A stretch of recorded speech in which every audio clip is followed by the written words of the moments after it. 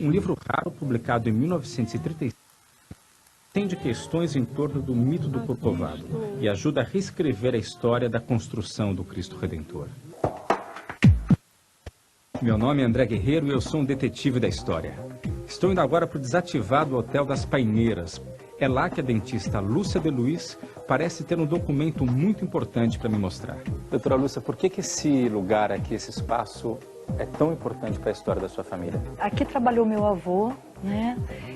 Desde 1918 ele era chefe da estação do Corcovado. Quando o Cristo foi construído, ele acompanhou, ele era responsável pela logística do transporte das peças até lá em cima. Me fala sobre o livro que sua avó escreveu. Ele escreveu esse livro descrevendo todo o processo de construção do Cristo, né? E homenageia algumas pessoas. Coletânea literária e turística da cidade do Rio de Janeiro, 1936. O grande monumento que ora se ergue no alto do Corcovado, sob o ponto de vista técnico, deverá marcar época entre os mais notáveis no gênero. O Rio Maravilhoso é uma cópia, porque esse livro é um livro raro, ele se perdeu no tempo, então conseguimos fazer uma cópia e a minha mãe, história para mim e para o meu filho, querida Lúcia e Daniel. Seu avô deixou antes de você vir ao mundo essa relíquia que nunca poderemos esquecer, o Rio Maravilhoso. Doutora, o que é que você quer descobrir? Gostaria de saber qual é a verdadeira autoria desse projeto do Cristo, porque meu avô descreve no livro dele que o engenheiro responsável por essa obra é o Dr. Heitor da Silva. E a gente ouve muitas histórias. Essa estátua foi projetada por um francês. Eu posso ficar com a cópia do livro? Pode. Tá.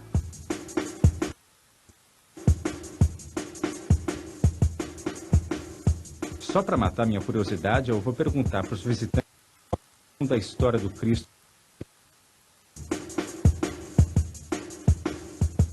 Sabem me dizer qual é a história do monumento? Foi um presente? Foi um presente. De quem? Não sei te dizer não. Foi algum país aí. Os britânicos, alguma coisa assim. Não, o projeto é brasileiro. É brasileiro. Segundo ouvi falar, foi 1933. Isso. Foi inaugurado em 1931 pelo presidente Getúlio Vargas. Cada informação que eu tenho, uma não bate com a outra. Eu escutei que era assim da França. Estamos aqui em cima na Pedra do Corcovado, a 710 metros ao nível do mar. Ali é a entrada da Baía de Guanabara. São 38 metros, contando com um pedestal.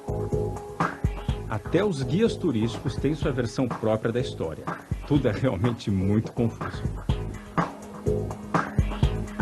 E o monumento em si, como é que foi o projeto? Foi um presente dos franceses para os brasileiros, porque veio da França para cá. E a parte mais trabalhada da estátua foi um trabalho de um francês. Do alto do Corcovado, quem não fica fascinado? Peitoril, a cidade grandiosa, a mais linda e mais famosa, o coração do Brasil.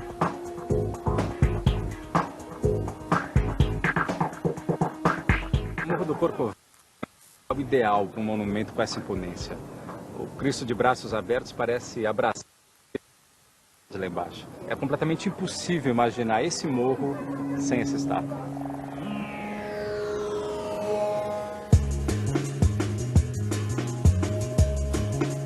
Quem sabe na Biblioteca Nacional do Rio de Janeiro, onde ficam arquivados alguns dos documentos e publicações mais importantes da nossa história, eu encontro alguma pista mais reveladora. As informações truncadas dificultam qualquer avanço na minha investigação. Parece que mesmo apesar de passados quase 80 anos, ainda não existe uma versão oficial para esse caso. Aqui no site do IPHAN tem uma página que diz o seguinte: o Cristo Redentor, conhecido nacional e internacionalmente, começou a ser construído em 1926 a partir de projeto do arquiteto francês Paul Landowski. O site oficial da Prefeitura do Rio de Janeiro não diz absolutamente nada sobre a autoria da obra. O Trem do Corcovado mantém uma página na internet que conta toda a história da eleição do Cristo como uma das 7 maravilhas do mundo moderno, mas nenhuma linha sobre quem a construiu. A imprensa também parece ter feito uma verdadeira salada com os fatos através dos anos. Opa, Cristo Redentor. Perfil de gesto da cabeça do Cristo, em tamanho de execução modelada pelo estatuário Polandowski e montada no Rio de Janeiro. Não tem sequer uma palavra sobre o Heitor. Nada do Heitor. A autoria da França, do presente da França, não faz sentido. Está aqui.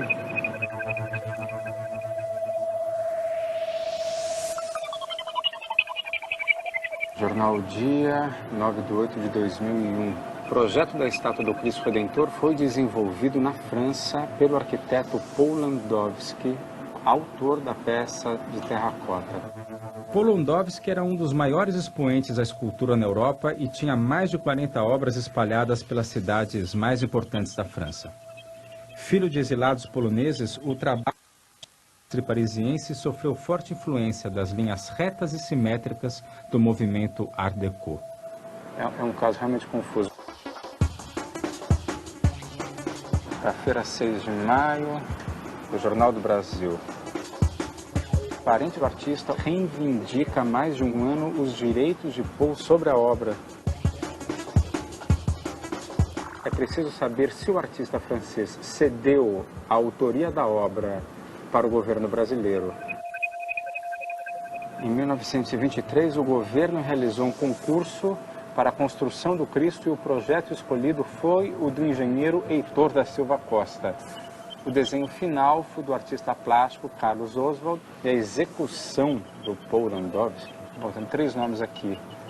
Está confuso mesmo. Olha, eu confesso que eu estou saindo aqui da Biblioteca Nacional mais confuso do que como eu cheguei.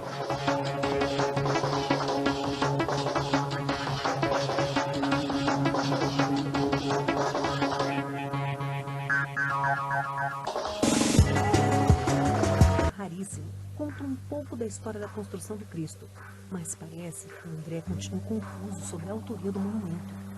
O trabalho de um detetive precisa ser realmente minucioso. Espero que ele consiga pistas mais concretas do que os antigos jornais e suas várias versões sobre o mesmo fato. Enquanto isso... Do perfil dos exércitos do Brasil e do Paraguai, minha investigação também aponta para uma disputa internacional delicada. Brasil ou França? A quem realmente cabem os méritos pela estátua do Cristo? Preciso entender melhor essa relação Rio-Paris. Preciso entender por que, de tudo que tive acesso até agora, muitas publicações adotam a versão afrancesada da história e sequer mencionam o nome de Heitor da Silva Costa.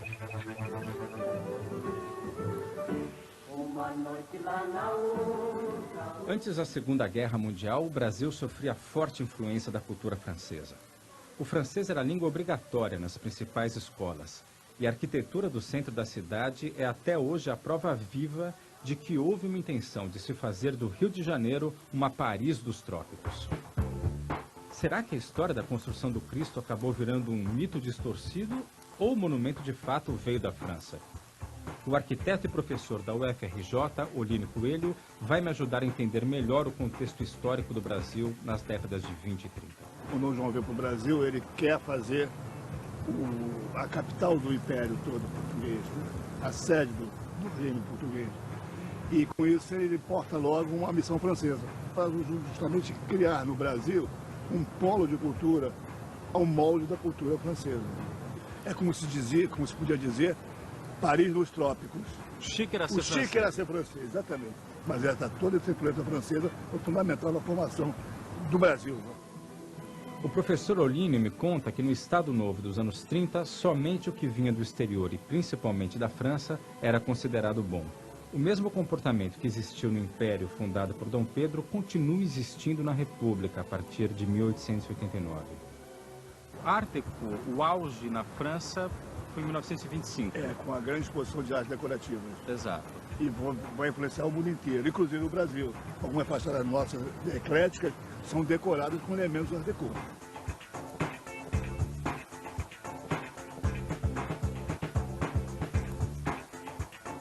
Então, em 1930 já existe essa presença da Art Deco no Brasil.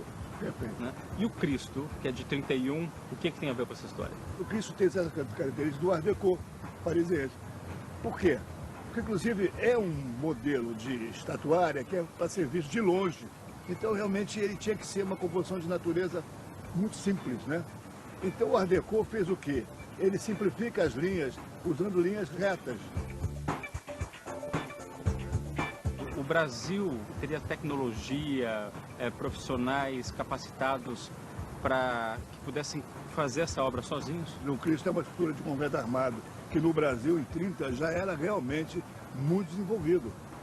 O concreto armado no Brasil é de excepcional qualidade. Então, o que acontece no Rio é que nós tínhamos profissionais para isso. Será que um brasileiro teria sido capaz de conceber e produzir um monumento de tamanha complexidade? Mas quem seria o responsável por esse desafio de escultura, engenharia e arquitetura?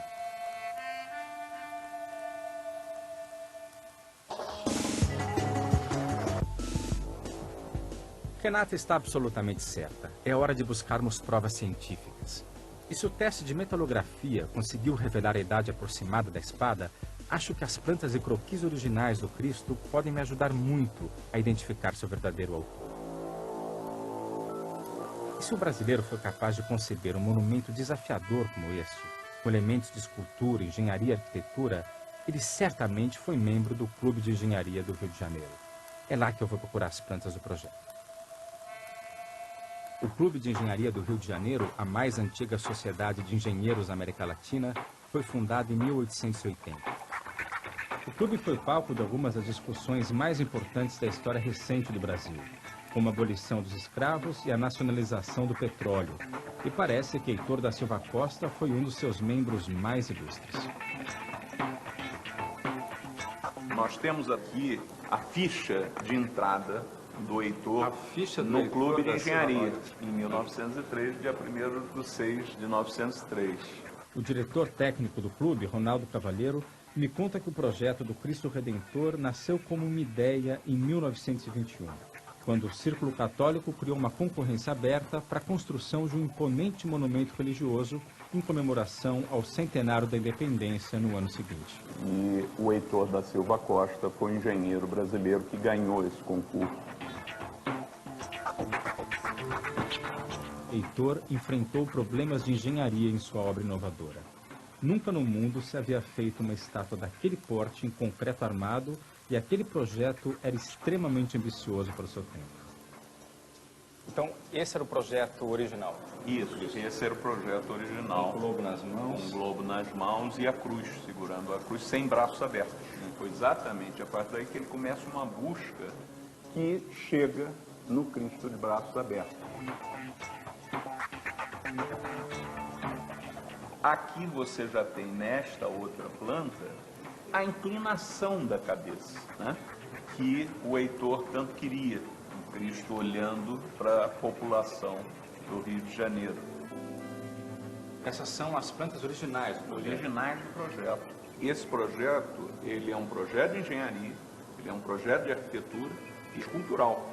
Por isso ele procura o Paul Landowski, porque era um grande escultor da época, que tem a contribuição da concepção artística do rosto do Cristo e das mãos, e do modelo reduzido de 4 metros de altura da estátua em gesso. Quantas peças do Cristo vieram da França? Uma imagem de 4 metros de altura em gesso, para que, a partir do modelo reduzido, você criasse a imagem real.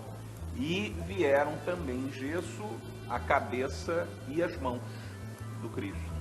E a partir desse modelo é construído a imagem do Cristo. Depois de tanto ver o nome do francês Paul Landowski relacionado ao projeto do Cristo, preciso enfim entender qual foi a sua participação efetiva nessa história. Esse daqui é o Paul Landowski. O Heitor aqui no O Heitor aqui sentado. É uma foto, no mínimo, simbólica, né? Com certeza. O Heitor está sentado no centro da foto, com toda a equipe do Landowski atrás dele. Ele é a peça central. Ronaldo me disse que uma figura-chave na história do Cristo foi o cardeal Sebastião Leme, que promoveu entre 2 e 9 de setembro de 1923 a Semana do Monumento, quando todas as paróquias do Brasil dirigiram suas doações para a execução do Cristo Redentor. todo o dinheiro usado na construção do Cristo veio dos fiéis. Ronaldo me dá o contato de Bel Noronha, bisneta de Heitor da Silva Costa, que parece ter reunido documentos importantes na tentativa de reescrever a história do Cristo do Corcovado através de um documentário. Levei o livro da doutora Lúcia para ela dar uma olhada. Você conhece esse livro? Conheço, é maravilhoso. O livro teve uma tiragem muito pequena, né? Você acha que é um livro com uma fonte confiável de informação? Eu acho totalmente. Na verdade, eu até estava até um tempo que eu não vi aqui. Estou vendo aqui uma foto do Heitor com o Cardeal Leme. Quais eram as histórias que você costumava ouvir na infância sobre o Corcovado? Não era uma coisa que se falava muito lá em casa, assim. Quando se falava, quando começou a ser falado, a minha mãe dizia, vovô fez o Cristo. Como é que tem sido esse teu processo de reescrever a história em cima de um caso que, na verdade, ficou tão confuso? Fui aprendendo no correr. Eu também, de repente veio em pedaços, sei lá, não entendia, não sabia o que era, entendeu? Também não sabia direito o que meu bisavô tinha feito. Então, na verdade, era um quebra-cabeça. E quem colou pedrinha sabão sabia da pedrinha sabão. O engenheiro que visitou sabia da engenharia, que era bacana, não sei o quê. O outro, ninguém sabia a história inteira, não tinha a história inteira, entendeu? Quais têm sido as maiores dificuldades que você tem encontrado nesse processo? A dificuldade de achar material, assim, muito pouco material, muito pouco. Sorte que se o Heitor não tivesse deixado o que ele deixou, não tinha história. Mas o verdadeiro tesouro da pesquisa feita por Bel Noronha estava guardado dentro de um pequeno banheiro no seu apartamento. Todo o material mais importante do Cristo está aqui. Olha que maneiro que eu consegui. É a pedrinha sabão original, olha só. Ela foi toda cortada e colada pelas senhoras da Sociedade Carioca. Tá vendo? Eu tô vendo que está tudo organizadinho em caixa, você sabe o que está onde, né? É um tesourinho, assim. Tá aqui, é um banheirinho, mas está guardado. Aqui tem os escritos todos do Heitor. Aqui, por exemplo, isso aqui ó, é uma carta do Heitor. A serenidade a dormir já é hoje perturbada por insônias, onde medito sobre a finalidade desse empreendimento. Heitor da Silva Costa aqui. Impressionante. Eu nunca achei que fosse sair tanto documento daquele banheirinho. É tanta coisa que nem eu mais sei o que está onde, entendeu? Foi um trabalho devocional, cara. Eu acho que todas as pessoas que trabalharam nessa obra tiveram essa entrega. O Heitor Levi, que foi maravilhoso, que foi o mestre de obra, ficou morando no Cristo, morando. O mestre de obras Heitor Levi era judeu e acabou se convertendo ao cristianismo durante a obra. Tamanho foi seu envolvimento que reuniu retratos de todos os seus parentes e colocou dentro do coração do Cristo. Tá vendo? Aqui é um cartão postal de época também, ó. Vê que você consegue ler com essa tua bate-lupa. Projeto Construção Heitor da Silva Costa. Aqui, na verdade, esse livrinho, foi um livrinho que o Heitor fez. São todos os recortes de jornal que tiveram de 1921 a 1923, falando de todo o processo de criação do Cristo, né? Tá vendo? Foi aprovado o projeto Silva Costa para o Monumento a Cristo Redentor no Corcovado. Aí você vai com vários. Aqui é o primeiro projeto, tá vendo? Isso aqui é uma defesa do Heitor, não é isso? Isso. É uma defesa que ele fez a um senhor chamado Jacinto, onde essa pessoa dizia que o primeiro projeto dele não era dele, sim do escultor que fez a maquete. Já do primeiro projeto, quer dizer, as pessoas já não entendiam desde o início, né? Olha, Vossa Senhoria compreende que, exercendo a profissão de arquiteto, deve-se me atribuir competência para fazer o meu monumento. Certamente não sou modelador e assim não posso modelar as figuras que desenho, mas os projetos não são nem dos desenhistas, nem dos modeladores que vão executá-los, mas do artista que tem a concepção, faz o esboço e corrige a execução.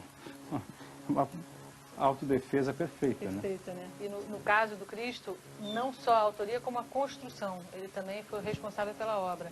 Mas qual seria a prova final, assim, um documento final e irrefutável de que o seu bisavô foi o criador do monumento do Cristo Redentor? São vários, eu acho que são vários, são todos escritos, são todas as cartas. Ele participou da escultura, ele participou dos cálculos culturais, enfim. E um documento onde ele cede esses direitos para a igreja. Onde está esse documento? Está na Mitra. Mas será que a Mitra tem mesmo a peça que fecha o quebra-cabeça da autoria do Cristo? Será que finalmente poderemos confirmar tudo o que está descrito no Rio Maravilhoso?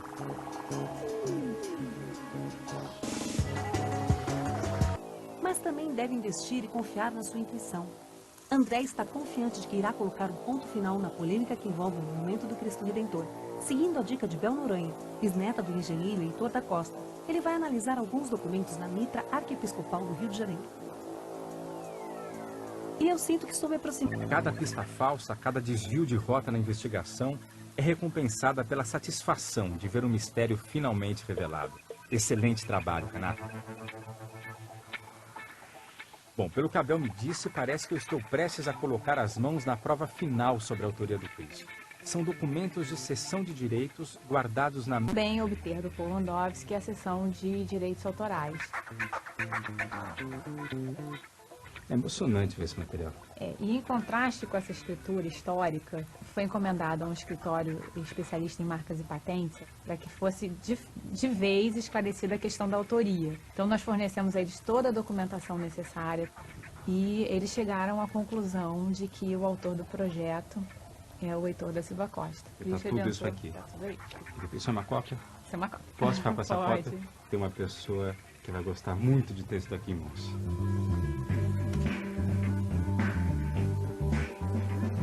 Com um documento incontestável em mãos, eu agora vou dar as boas novas para a doutora Lúcia. De fato, o Heitor da Silva Costa é o autor do Monumento do Cristo Redentor. Existe um documento que é definitivo, né? E eu tirei uma cópia desse documento que eu queria lhe dar. Eu estou bastante orgulhosa. Eu e minha família toda vai ficar da gente saber que o nosso avô fez um livro e que ajudou a desvendar esse mistério.